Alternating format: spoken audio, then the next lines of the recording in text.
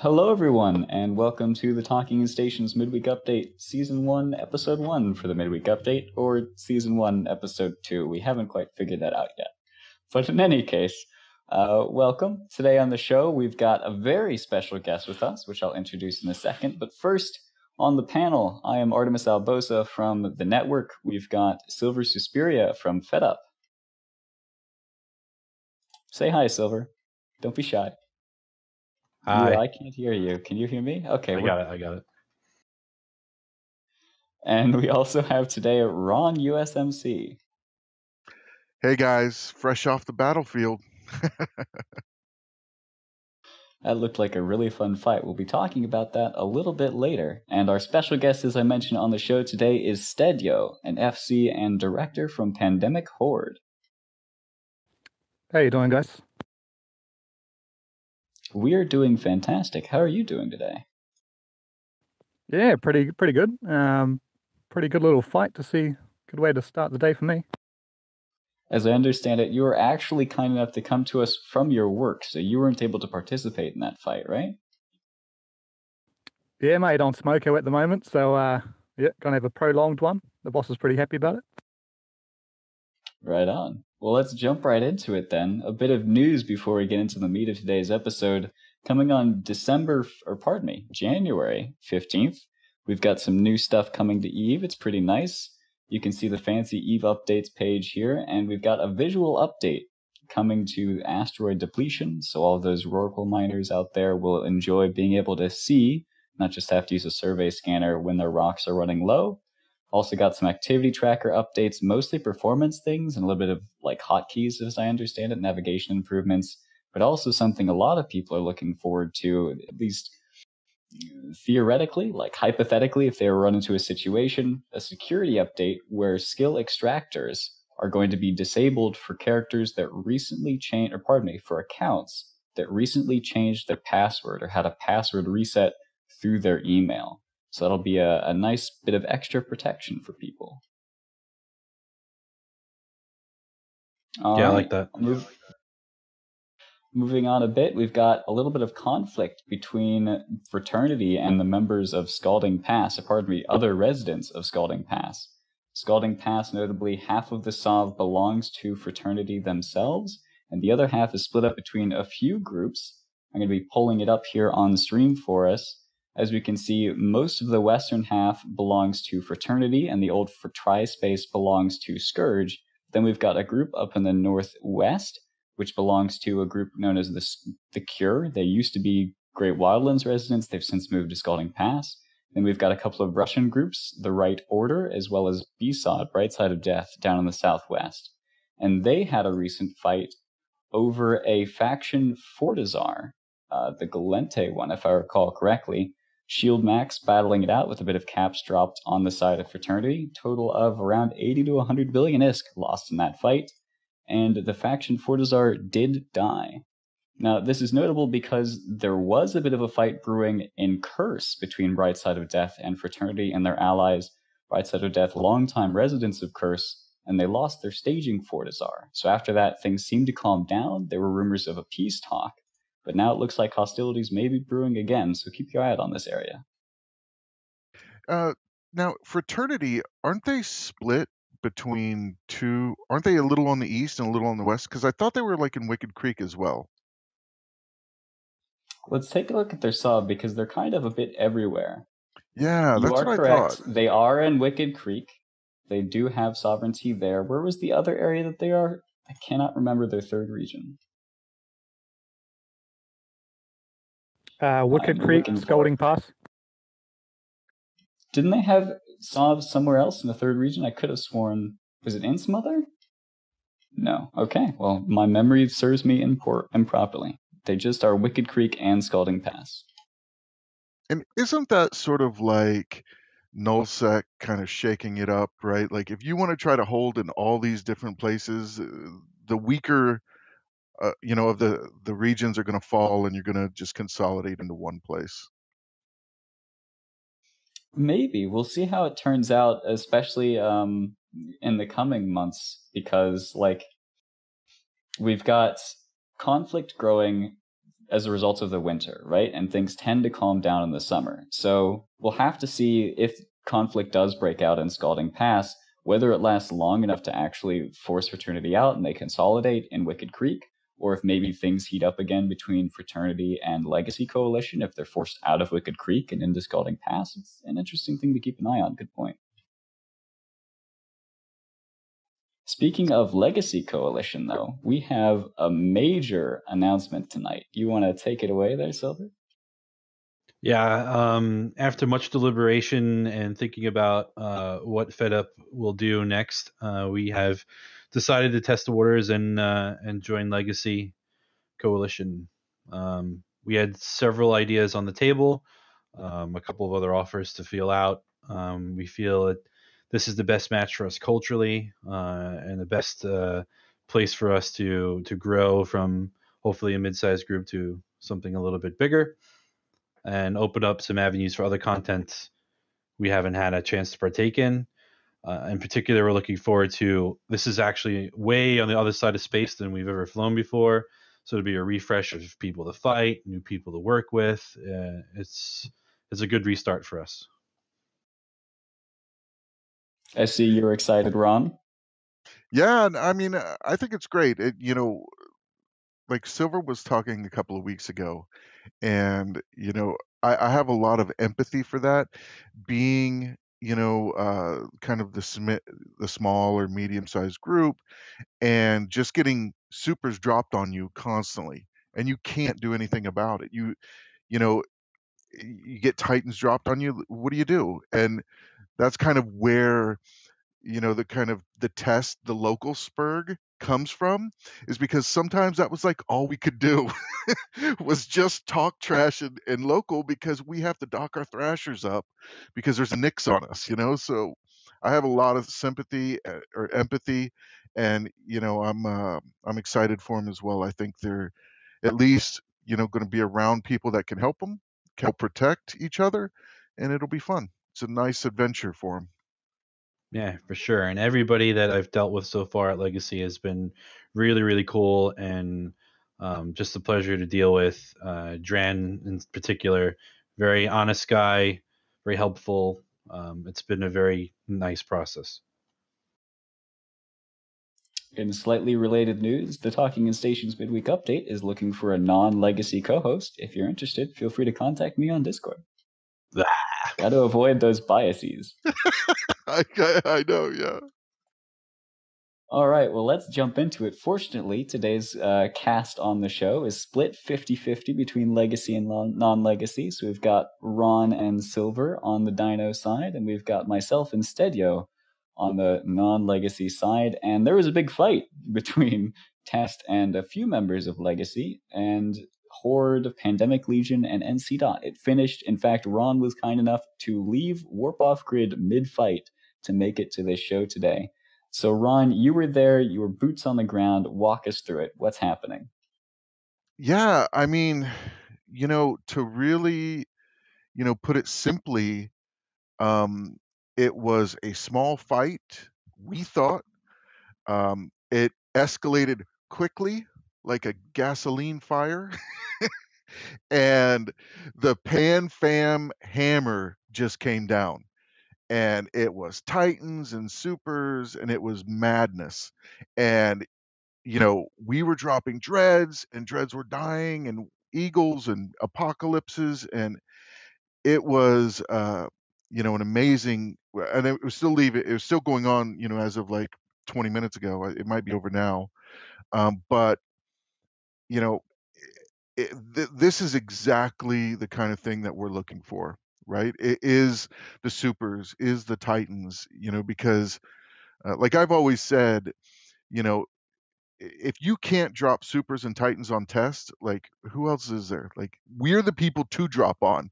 So drop the hammer. We love this stuff. It was an amazing fight, and I think it was 250 bill, 260 bill, and I think about 75% of that is us. I saw a Moloch on grid. Yeah, some interesting times. There was a Moloch. I think I spotted a Vendetta as well. No Vanquisher, though. So, Steadyo, you're an FC for Pandemic Horde. Have you had any experience with this sort of large-scale NCPL drop supers? Are you more the skirmish type FC? What's your experience here? Yeah, I've had some experience with the supers and stuff, but that was quite a while ago. Probably when we were fighting goons in Cloud Ring. But yeah, it's from what I can see, everyone's buzzing on Discord about it. Everyone's happy to go DD's green. It's it's really good to see us joining up like that with the NCMPL and goofing together. You mentioned the fighting back in Cloud Ring against Goonswarm Federation. Let's give a bit of a history lesson or a recap of the last year for Pandemic Horde, because you guys have been rather busy. So as I understand it, a recap of roughly the last year, 2018. You started out the year in Pureblind and Fade, widely considered to be a quote-unquote meat shield for the North for GOTG and NC. You were constantly fighting with Init, constantly fighting with Imperium SIGs, just all the content you could have and more, and it seemed to be a bit of a struggle to get your alliance built up from the ground, at least from what we heard as far as reasoning, because you moved out. So you moved from Pureblind and Fade over to Geminate with the fall of the DRF around March, and started building and building and building. You took over the Kavala Expanse, maybe some other areas around there, and then after the Northern War happened, you were involved but not putting your full weight into it, at least from what it seemed like from the outside looking in. And then the deal happened, and there was a bit of drama, and Pandemic Horde decides to invade Branch with the help of Black Legion ... So that happens, a bunch more content occurs. Of course, Horde pulls out of the deal, which happened between the Imperial Legacy, or just the Imperium proper, and the North. So the Goonswarm SIGs deployed up into Geminate to start fighting you guys as well as in the Kavala Expanse. Again, Horde becomes the center of a massive content farm, except now instead of it being in Pureblind and Fade, it's in Geminate. Around this time, or slightly before, Snuffed Out had been longtime residents of Orjonen. They had been just getting their content by farming Horde, dropping supers. A lot of big fights happened between Pandemic Horde and Snuffed Out, but you guys actually managed to kick them out. You killed their staging Fortizar, and there was a big fight. There was a lot of news coverage around it when it happened. Also, around this time, you guys had the fight for Perimeter, where Test Alliance Please Ignore decided to take over that offshore market and start making that income. And now that brings us to today, where you're still seemingly, reportedly, fighting for Perimeter by putting up Asbel markets to take some money away from Test Alliance Please Ignore Keepstar. You also have Goonswarm, or rather Imperium SIGs, deployed to the area, taking fights with you there, harassing your Rathers, and then you've got Test Alliance Please Ignore and bits of Legacy who are up there for content, fighting with you right now in Geminate, with large-scale battles happening in Orjonen on the regular. Is that an accurate portrayal of what was a very busy year?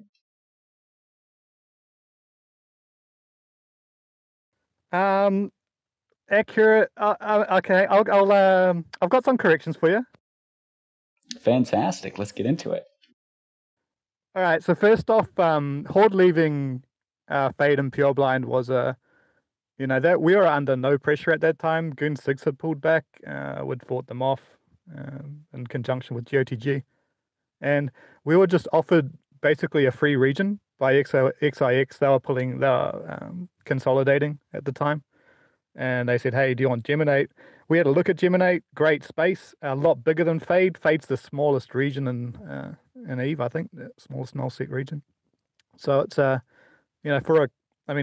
corporation in Horde alone's got over 13,000 people or whatever. So it's not enough space for us. So in taking Geminate, we got better ratting space for, our brand new players, and they're very nice to be able to rat. So that was done under no pressure. GOTG were real bros about it. They took over the space we had left. They brought some structures off us and things like that. So that was good. What was the next thing?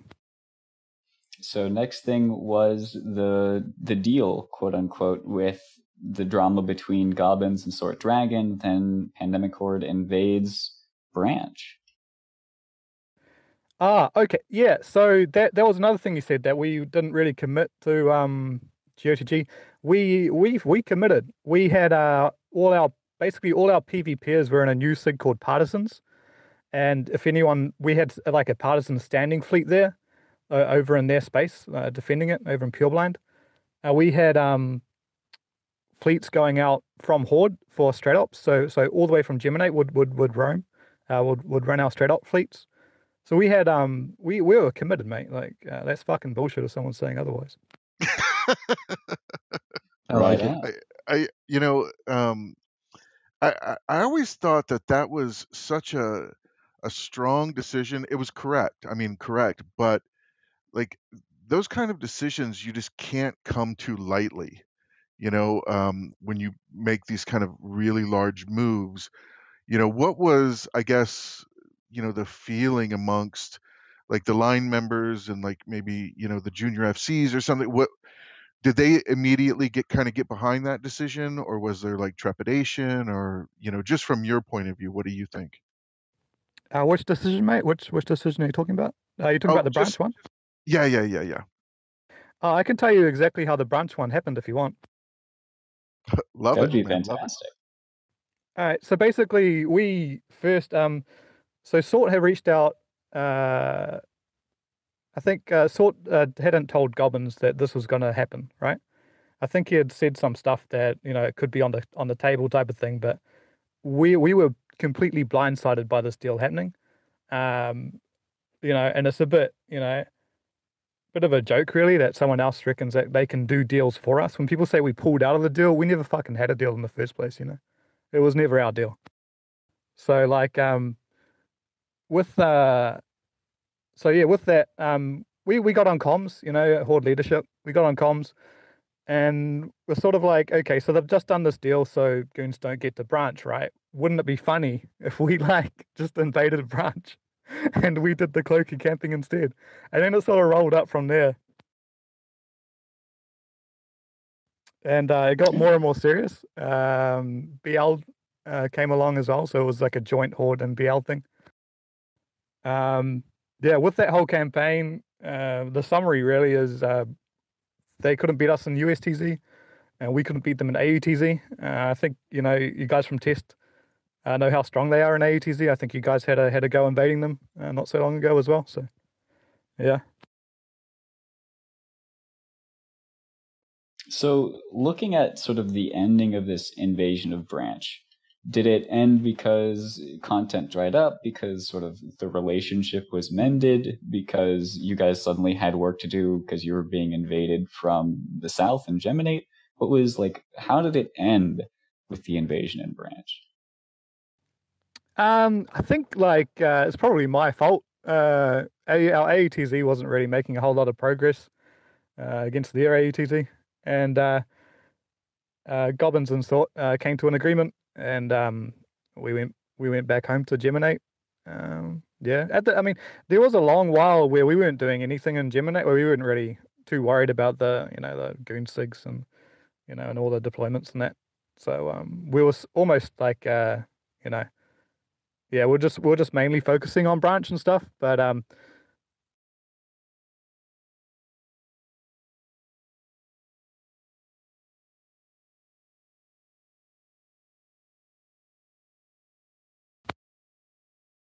We lose them. I think the audio Maybe. cut for a little bit.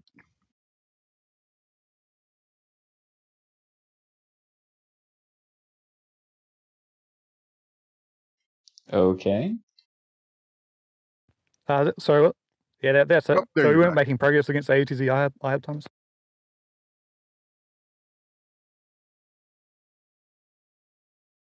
So, Steadyo, you have been actively involved in the high sec stuff in Perimeter. And I want to transition to this because today, I believe it was, Pro God Legend, if I recall correctly, made an announcement, a sort of campaign announcement for the test and a little bit of legacy deployment into Geminate.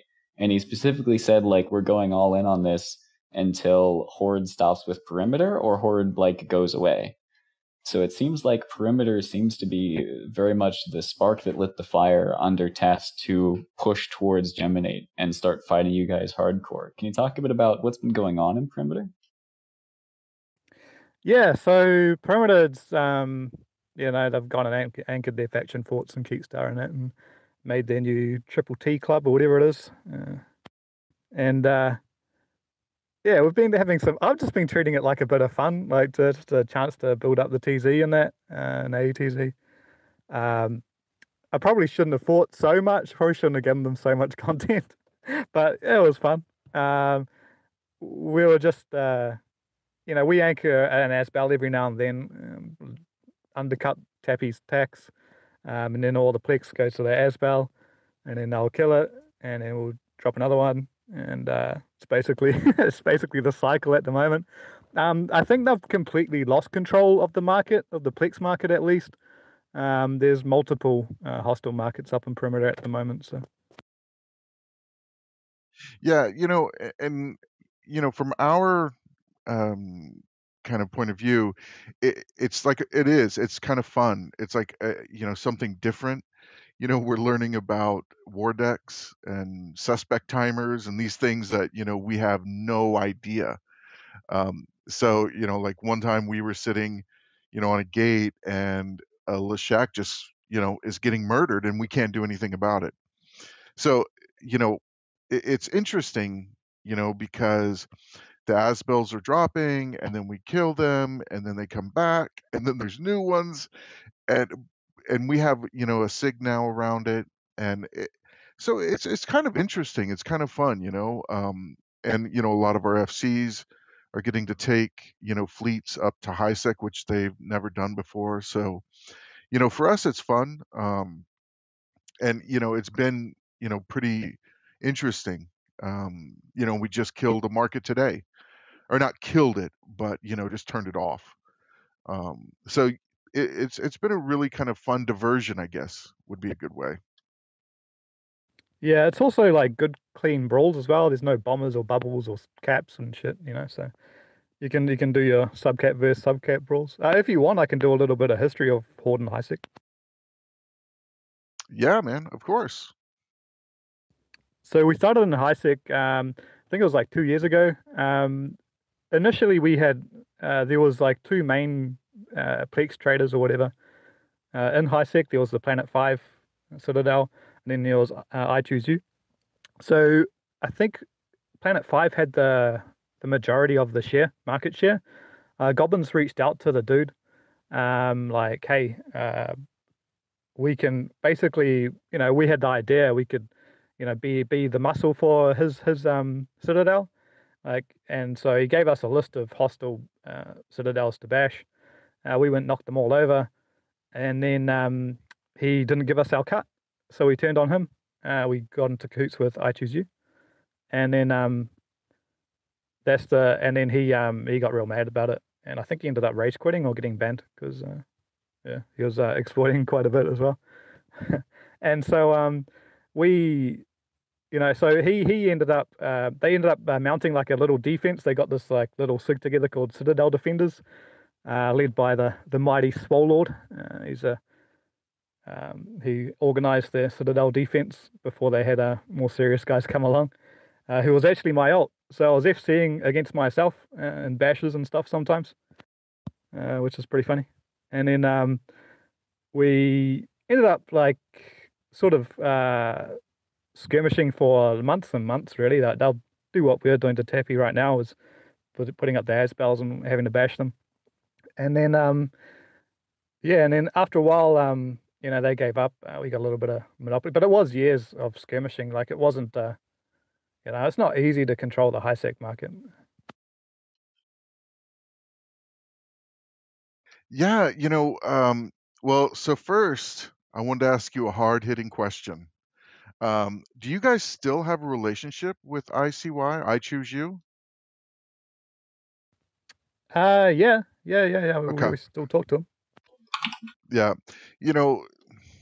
I don't know like all the back kind of door dealings with him, but I know that it was like kind of weird or something about percentages or something. And So now, and it's really, I mean, you know how it is, like with groups, our size, it's like, it's not really fun to say, I want to go take, um, you know, station X2. It's more fun to have like a story around it or something, like, get motivated and have, for morale, and it's fun. So, and that's sort of the kind of basis for Pro God's update today, right? Which is, hey, we want to get you guys and ICY out of HiSec, and we're not going to stop fighting you until that happens. And that's basically, the kind of update today, right? Which is, it's really about that ICY and the kind of HiSec, but it's for fun, right? It's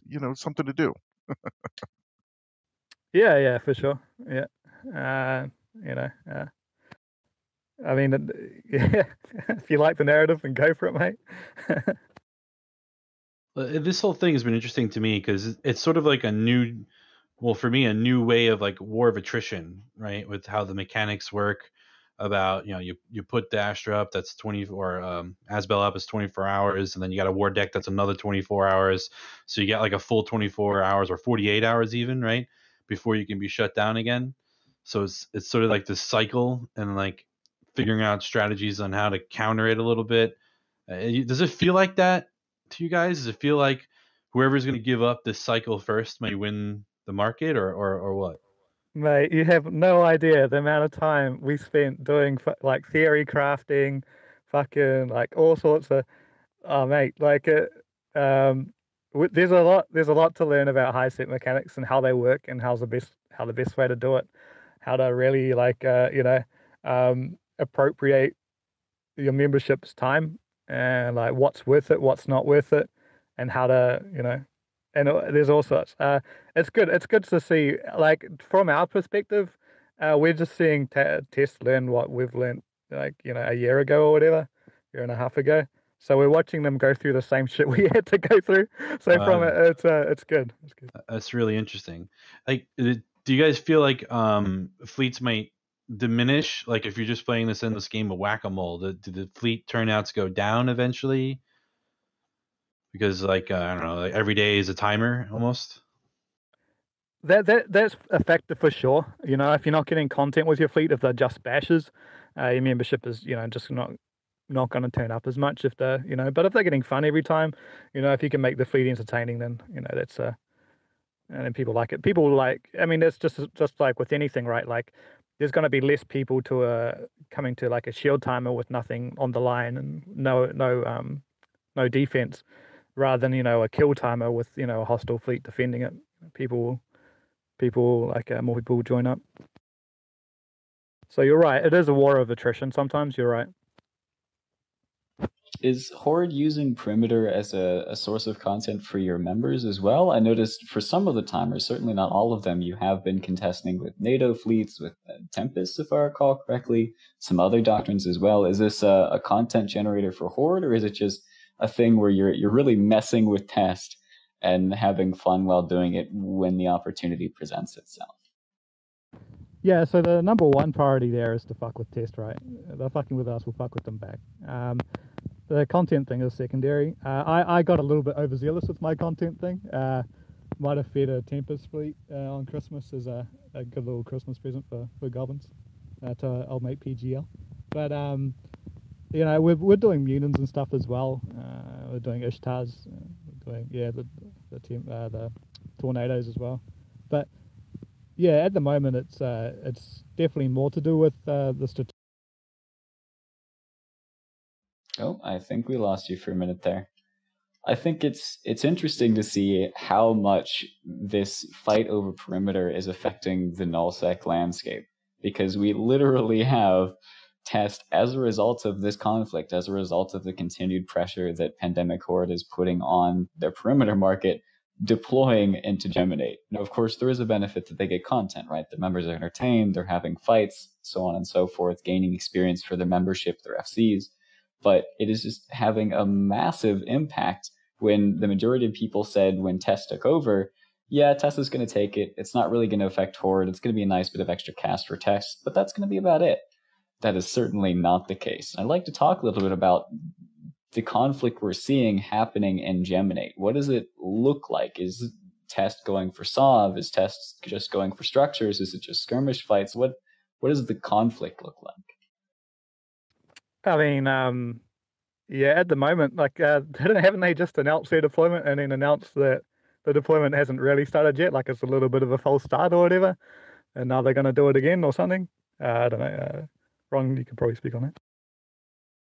Yeah, well, so it was supposed to start last weekend, but ProGod didn't publish the update. And that's like kind of the joke. And you saw that on Reddit, which is here's ProGod struggling to put out an update, like the dino screeches, that kind of funny graphic. So, what we were doing before, and I think you guys have done this before too, is so what we did before was you do a jump clone deployment. And, really the limitation on a jump clone deployment is you can only call one fleet per day, period. So if you have 3 things that you want to do, you have to pick the one that's the most important, and then you jump clone for that fleet, and then you death clone back. So you can do that once a day. Well, so, what we were planning was last weekend is we were going to start something new. We didn't know what it was going to be. And this morning, this afternoon, ProGod put out the thing and he said, hey, all right, so here's what we're going to do. Now we're going to death clone deployment. So that means that we can do more than one fleet a day, which is exactly what happened today, right? Which is I think we did like 1 or 2 things in the morning, and then we did the high sec market. And then right after the high sec market, we just had this monster brawl. And that's the benefit of the kind of death clone deployment.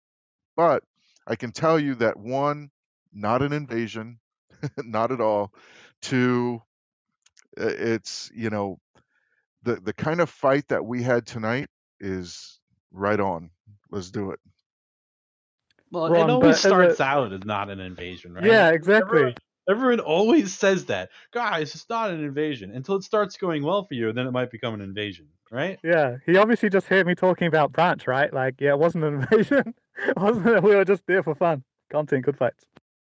Right, the same thing just happened to me. Stuff's like, it's not an invasion, mate. We're just PvPs. Suddenly we're evicted. Yeah, it's just funny. I hear it all the time. Also, I don't buy this narrative that it's something to do with high sec. That's just a side thing. I think if PGL can get us to stop fucking with high sec, then that's a bonus for him. But I think this invasion would have come like, no matter, like, regardless of whatever's happening in high sec. Well, I mean, Why do you I think can that? give a little history. So, like, yeah, I mean, I think, yeah, the high sec thing is kind of, the purpose for the death cloning thing. I think originally it was about, just kind of chasing up north. But yeah, no, I'm with you, man. I'm with you. The death cloning does have a certain amount of benefit for the high sec thing, because Argenin is only 8 jumps from Jita. So if your death clone is there, it's just a quick scepter ride over to get to a high sec timer as well. Yeah, for sure. And it But makes why you do so. you think? Oh, go ahead. What's up, Steadyo? I don't know. Like, in terms of, I think you asked me before what it looks like for us, the landscape of the invasion or whatever. It's just going to be the same as, like, I thought they were already invading. I thought they'd already basically deployed. Like, the only difference is they're going to have death clones instead of jump clones. So I don't know. Now, throwing possibly a wrinkle into this is the the presence of the Imperium SIGs. They've been there for a while.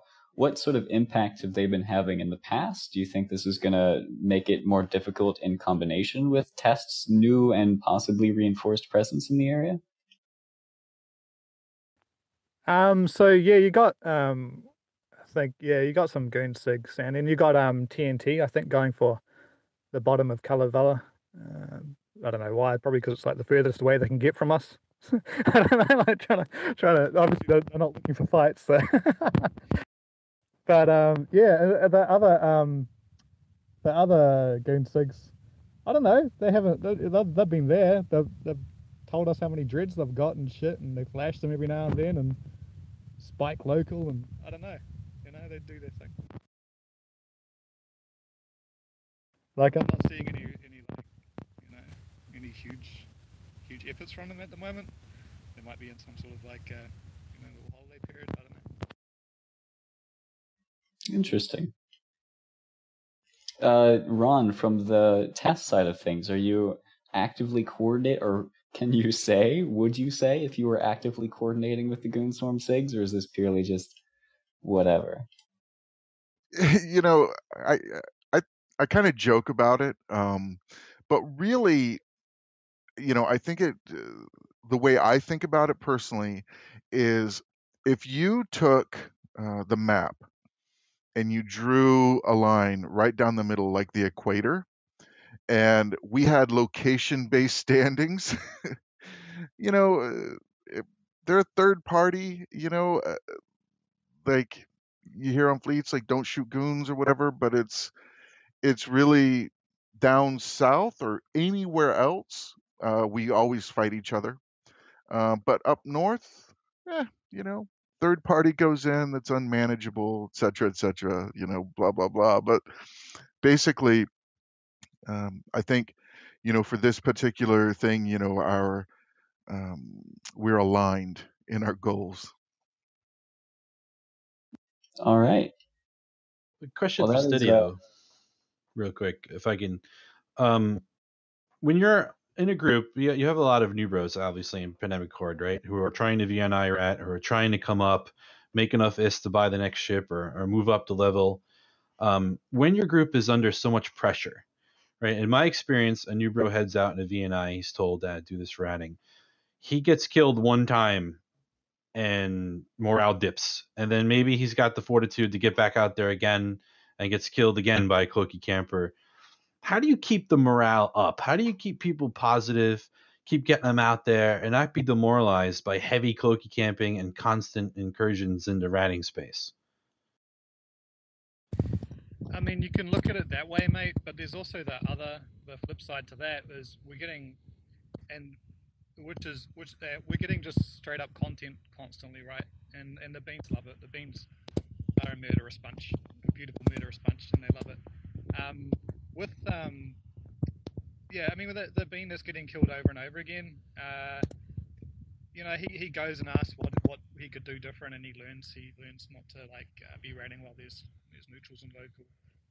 He learns how to insure his ships, so he gets some money back from it. He asks our new beam caretakers for handout ships, and they give them to him so he can rat and stuff, and, get his VNI back, or but it's all learning, and then which is what we're there for. So this content, no matter what it is brilliant. It makes us stronger. It gives the beams something to learn, because the worst thing for Horde would be stuck in deep in drones in the middle of nowhere with no one coming to us, right? Would fucking die. For sure. No, that's great.